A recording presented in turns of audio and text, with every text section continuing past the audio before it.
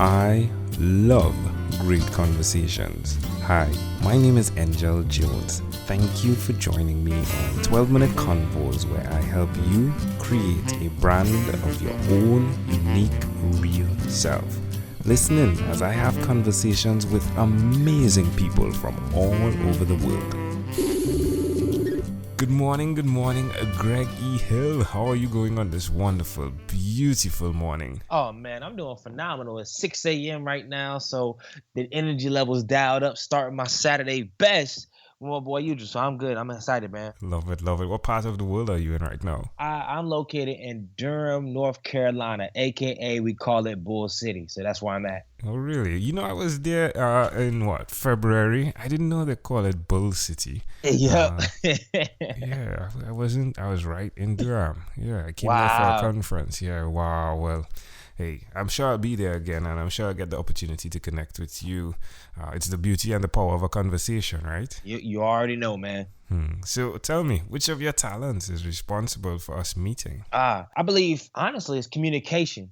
Communication because I have a podcast called the Minority Trailblazer podcast, and we've been doing really well specifically on two platforms, Facebook and LinkedIn. Because if anybody knows, LinkedIn is just crazy right now as far as building networks and really building engagement and communication. So we met on LinkedIn. You sent the message, and now we're here today. Yeah, it's fascinating. Now, you've been jumping into communication on a whole new level, even on your podcast, The Minority Trailblazer. Tell us more about what you're doing there, what's going on, what has you excited. Yeah, man. So, in brief, we've been at it for like 2 years, and the reason why I even Congratulations. started the pod, yeah, thank you. The reason why I even started the podcast because I think you mentioned him before, John Lee Dumas. I listened to his like 4 or 5 years ago, and I loved it. The one thing I did not like though is he didn't interview that many people of color. So I was like, yo, we got to change this. I saw a gap in the marketplace. So that's when I jumped on it, and man, it's been there ever since. And what I'm excited about podcasts is now you can do a lot more live events. Like you can transition your audiences to do live events, sell products, sell merchandise, and a lot of people are receptive because I think I've created one of the small blueprints for middle-sized podcasts to really own their audiences, not own them in a way, but really own where they're at and start to leverage their communication, leverage their bandwidth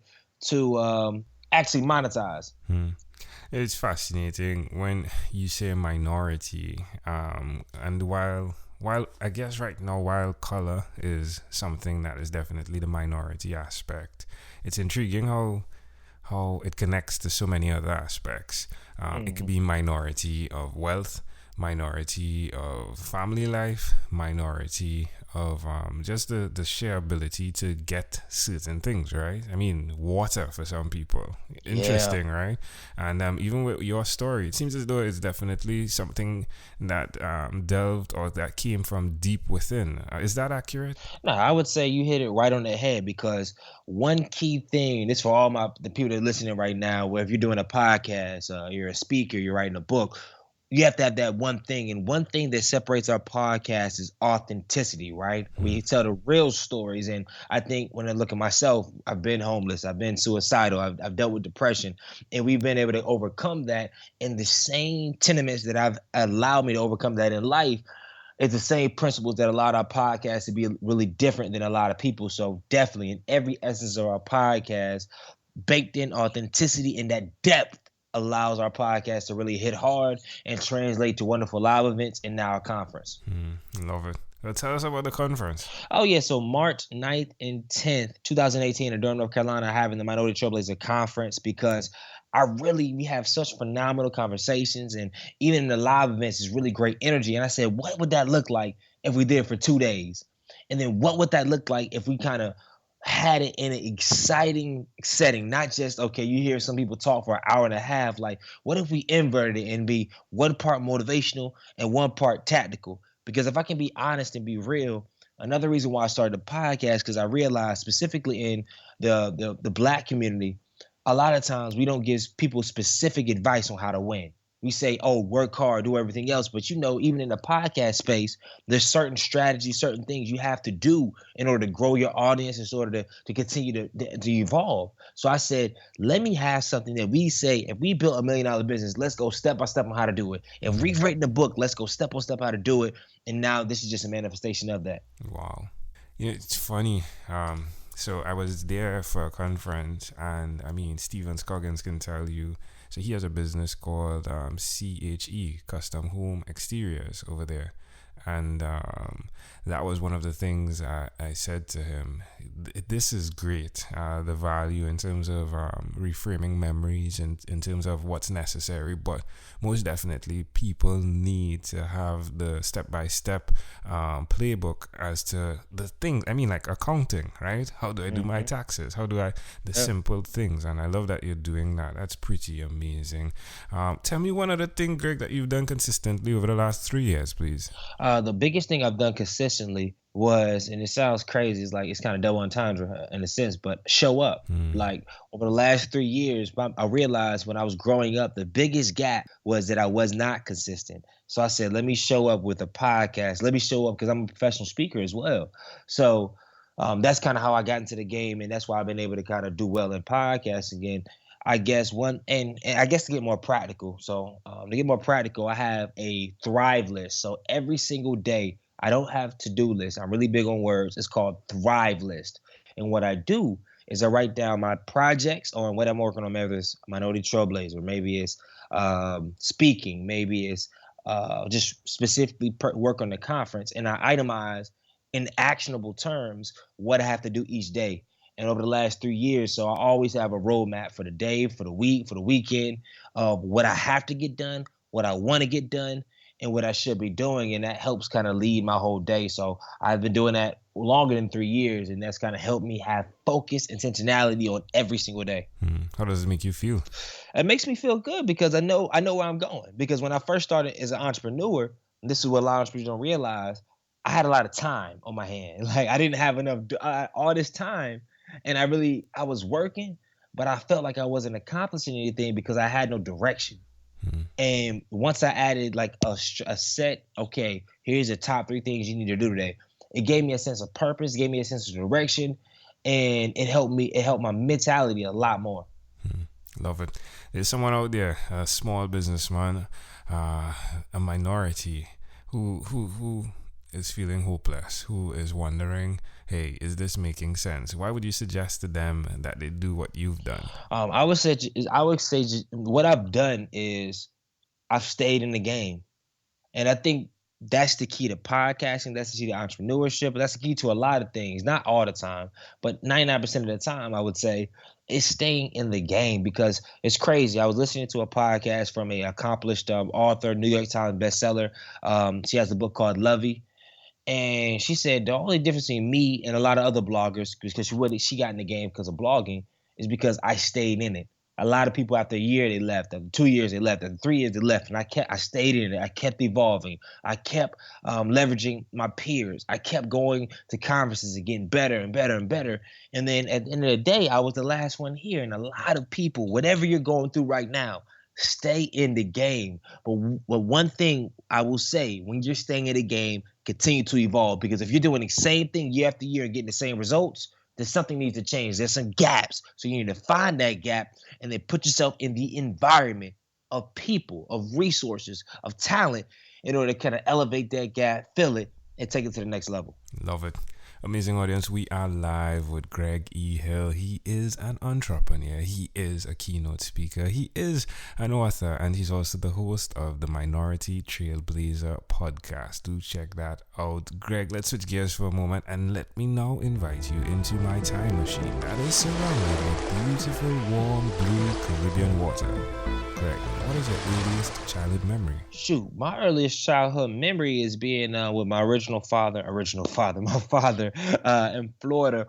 and I had it was Halloween, and I'm really big. I don't like Halloween now, but back then I was really big. I had a pirate outfit on, and just going trick or treating with my dad. And the reason why that's so important, and me and my dad didn't always have the best relationship, so I always cherished our memories that we did have together. He's still alive, but I'm talking about as a kid, and just trick or treating, having a good time, and really being present. And if I say this is a little throwaway nugget, the power of being present. I was present with my father. We went there, and I wasn't and nowadays a lot of people aren't present. Even my entrepreneurs, you're always on the phone. We always emailing.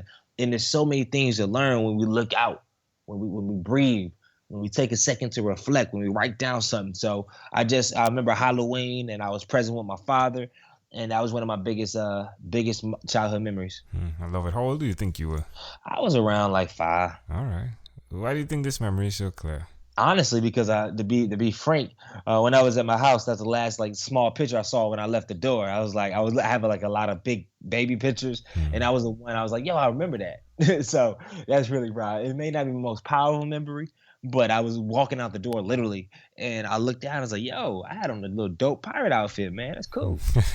Can I offer an interpretation to the thought picture you created in my mind? Oh yeah, sure. I love the fact that you're in your Halloween outfit, and you're actually in that area of being a minority, right? Because there are pirates, but it's as though there's a mask on. But the opportunity of going trick-or-treating, where you're still doing the work that brings a reward, and you have on a mask, there's something different about you. You're the minority. It's pretty fascinating that you've delved into that now to let people understand that, hey, this skin, it's only a mask, and you can still go do what you need to do to get the treats, right? It's every entrepreneur goes after the treats of what business is. And that's deep. Wow, I never thought about it like that. I like that. Yeah, I'm gonna take that interpretation. If we fast forward to when you were 12, what was your favorite song? Oh shoot, man. One of my favorite songs was I loved Wild Wild West. Yeah. Well, it all connects, right? It's definitely the Wild Wild West. Well, Greg, we've arrived at our destination, but before we get off of this time machine, there's a small declaration form. So it's yes or no, possibly a bit more. We're going to go pretty quickly here. Greg, have you chosen someone to pass on your skills to? The culture. That's what I do it for. So that's why the podcast is archived, YouTube is archived, all this stuff is readily available online. So anybody that's ready to take this thing to the next level, or just wants to just kind of continue to evolve and see my growth and see their own growth, I kind of laid the blueprint. So I left it all to the culture. Are you married? No, sir. Do you have children? No, sir. Do you believe in God? Yes, sir. Do you have an inner circle of friends? Yeah. That's the work I do. I do have some. Do you watch TV for more than 3 hours a day? No. Or about 3 hours a week? Yeah, I watch sports, yep. What about screen time, the phone and the computer? More than 8 or less than 8 hours a day? Unfortunately, more than 8. After having 1,001 conversations in 3 months in 2016, Greg, I came up with a workbook, and the name of it is yours, and it stands for your own unique real self. Connected to that is your own unique real statement. If you had to share with us your own unique real statement, something that represents who Greg E. Hill is, what would you say that is? Remember you're a genius and you define yourself. I remember that everywhere I go. I know I'm a genius and I define my own reality. Love it. Greg E. Hill, this was a great pleasure. Before you leave, is there anything else you'd like to share with our amazing audience? Hey, thank you for listening. And like I said, find the one thing. Find that one nugget, that one gem, that one thing that you got from this interview or whatever that you can apply to your life directly. It just changed the culture, all right? Greg E. Hill, thank you for being on What is Inspired by 12-Minute Convos with Angel Jones. Appreciate you, Angel, for having me, man. Thank you for being on 12-Minute Convos with Angel Jones. Stay tuned for more from our advertisers. Diabetes is a mountain pandemic. It's a disease that's not acute but chronic. Similar to this rhyming method, I have simplified the definition, the signs and symptoms, and the complications of diabetes for both adults and children in my books, Poems for Patients, A Focus on Diabetes, and The ABCs of Diabetes for Children. These books are available on Amazon.com, and for more information, you can visit my website, poemsbyaj.com. That's poemsbyaj.com.